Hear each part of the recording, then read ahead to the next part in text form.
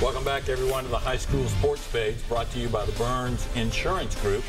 Offices in Franklin, Nashville, and Mount Juliet. You will see two helmets there right now with well over a dozen autographs on there. The latest, Coach Isaac Shelby of Clarksville High School, our next guest. Coach, glad to have you with us tonight. Glad to be here, Murphy. We're going to take a look at some polls that Terry and I have put together very quickly here. First, the 6A poll. Maryville and Oakland remain atop the 6A poll. They both had big wins this past Friday night.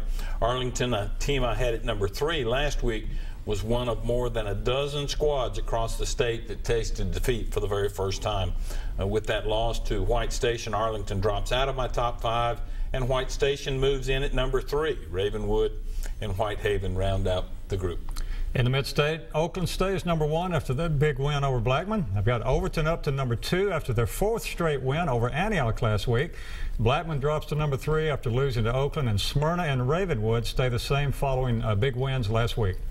Now looking at 5A, on top, both of the polls, Independence and their coach Scott Blade will be with us shortly. Independence with another win last week. Hendersonville's convincing loss to Hillsboro, however, moves the Sumner County bunch out of my top 5. Farragut, Sevier County, and Morristown West, all with good wins last week, each move up 1 spot. And new to my 5A list, 5-0 Shelbyville, a big winner over Laverne last week. In the Mid-State, Independence still at the top after that big win over Summit. I've got Shelbyville moving up to number 2 following that big win over Laverne. Clarksville is now number 3 after a 42-35 win over Rossview. They're still undefeated, by the way.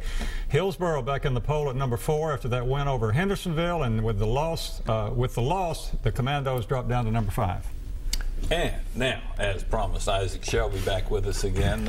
Isaac, when we talked 15, 18 months ago, when it was announced that you were going to be the new head coach at Clarksville High School, you knew you were going to take some lumps. You were going to go with a pretty young club, but obviously you knew what you were doing, and those guys are in putting some paybacks, I guess you might say, on the football field this year. Yeah, we definitely took some lumps last year. We played a lot of young kids last year. We started a couple freshmen, Malik Santiago and Bobby Jackson, throughout the here and there throughout the last 4 or 5 games, and played a bunch of sophomores, and those guys really grew up fast, and it's part of our success now that they have a little experience under their belt from last year. So even at that, though, you're still a pretty young football team. Yeah, there's no doubt about it. We play a bunch of sophomores. We don't have a lot of kids on our roster right now. Our number's a little bit down through the change, I believe. But the kids that we have, we're really excited about. We played Kenwood a couple weeks ago,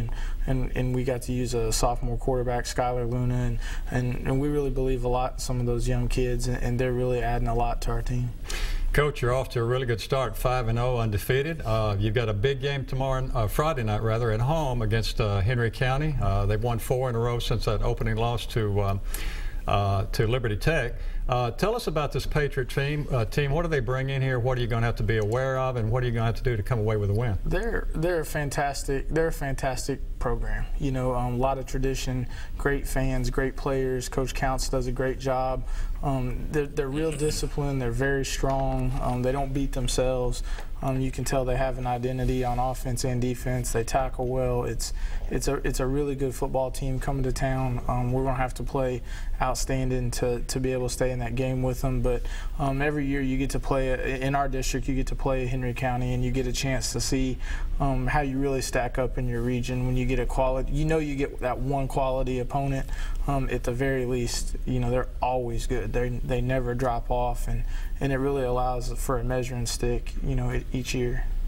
Coach, you established yourself as a pretty good head football coach at Northeast High School before coming back to your alma mater.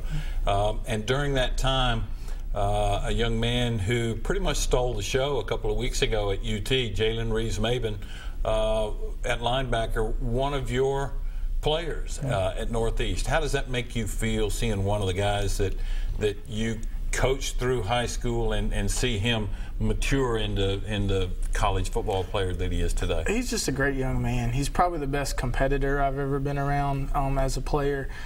It just makes you feel good that you took a kid when he was a freshman, and Jalen was an outstanding kid. He's got an outstanding family, so he didn't need much work. But when you get him through that process, and you see him have success in college, and you make 21 tackles against Oklahoma, you're all over the field. You know, I was sitting there watching it with my own eyes, and I just couldn't believe what I was seeing. But nothing that kid does ever surprises me. He's just a tenacious competitor, and he's just a winner, and they're gonna, you know, he's gonna reap the benefits at some point. And a lot of us remember him in high school, not necessarily as a linebacker, but as a running back. He was an outstanding running back as far as rushing the football. Yeah, he played option quarterback for us, and he ran it a whole bunch. And I remember the best high school game I've ever been a part of was the quarterfinal game between Northeast and Beach when Jalen Hurd was on the other sideline and Jalen Reeves-Maben was here, and I know they're friends now, but he was an outstanding offensive player.